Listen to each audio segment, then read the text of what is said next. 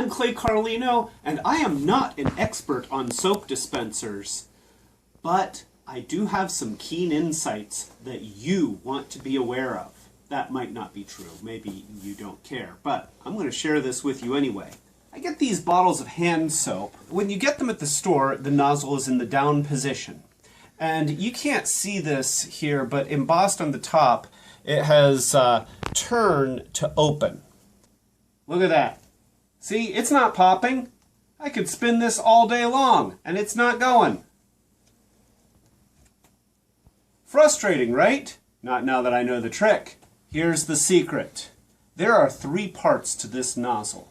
There's the nozzle, there's the inner ring, and there's the outer ring. So what you need to do is, if you find yourself just spinning and nothing happening, tighten down the outer ring.